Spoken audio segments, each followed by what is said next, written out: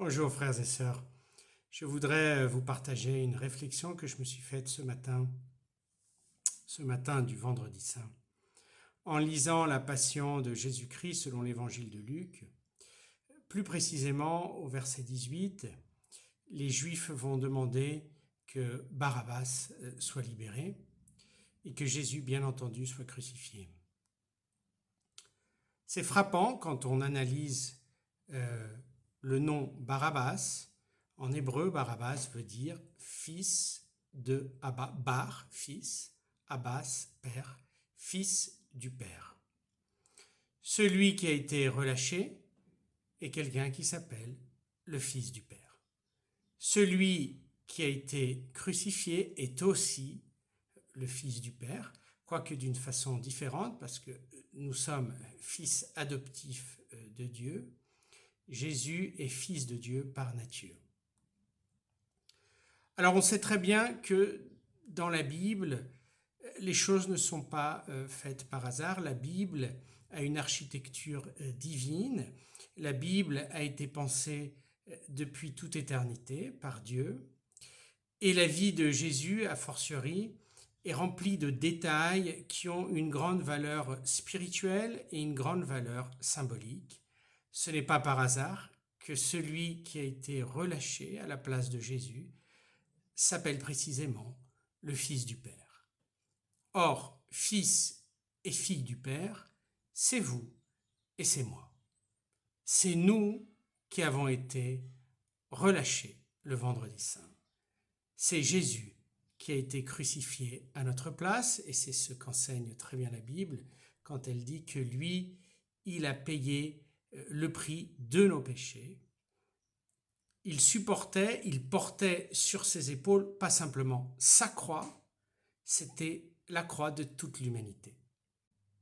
Et le fait que Jésus ait pris sa croix, qui est en même temps ma croix, est extrêmement important. En prenant sa croix qui est ma croix, il a pris ma douleur. Et ce faisant, il m'a libéré de plusieurs choses, dont une qui est très commune à l'existence humaine et qui est très dure, et c'est la solitude.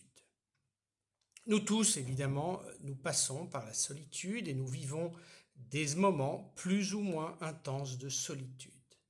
Très souvent, nous ressentons cette solitude d'une façon très aiguë lorsqu'on est dans la souffrance. Et pourquoi ? Parce que la souffrance est intransférable. Quand je souffre, je peux être entouré de personnes très bien intentionnées qui ont vraiment le désir et l'habileté pour me consoler. Mais à la fin, ils ne peuvent pas faire l'expérience de ma souffrance. Ma souffrance est absolument unique et je suis seul dans ma souffrance. Et ça, c'est très très dur. Et il y a là un paradoxe par rapport à ce qu'est l'être humain au moment de sa création. Nous le savons, nous avons été créés à l'image de Dieu, d'un Dieu qui est trinitaire. C'est-à-dire que nous avons été créés pour vivre dans un état de communion avec d'autres personnes, mais dans un état de communion des plus radicales. Et néanmoins, nous vivons ce paradoxe. Dans les moments où j'ai le plus besoin d'aide, dans les moments où j'ai le plus besoin de cette communion, de cet appui, je suis irrémédiablement seul, parce que ma souffrance est ma souffrance. Et personne ne peut vivre ma souffrance. Peut-être qu'ils ont vécu des souffrances semblables, mais à la fin, c'est ma souffrance, elle n'appartient qu'à moi. Alors, comme on disait, ça c'est très dur. Et cela crée un vide en nous, parce qu'il y a une contradiction. Nous sommes créés pour la communion, mais on ne peut pas rentrer dans une communion aussi radicale, aussi profonde que l'on voudrait. Et ce vide reste là, dans notre cœur, jusqu'au jour où l'on comprend, par révélation, que quelqu'un a partagé précisément, spécifiquement, ma douleur. Quelqu'un l'a vécu de fait aujourd'hui, le vendredi saint. Et cette personne, c'est bien entendu notre Sauveur, Jésus-Christ.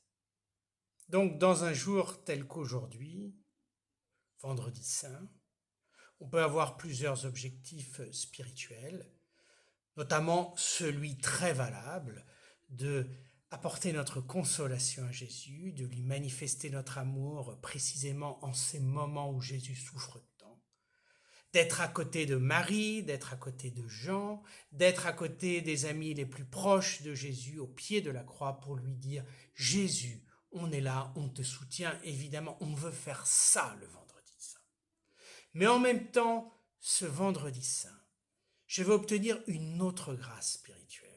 Je veux comprendre, non pas simplement intellectuellement, mais intérieurement, dans mon cœur, jusqu'à quel point, je veux comprendre jusqu'à quel point Jésus m'est intérieur.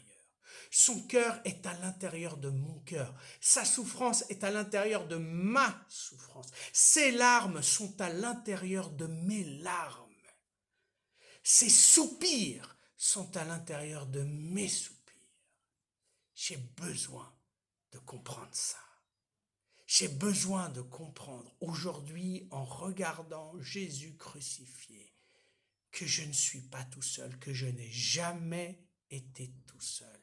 J'ai besoin de rentrer dans cette divine communion avec mon divin Sauveur Jésus-Christ.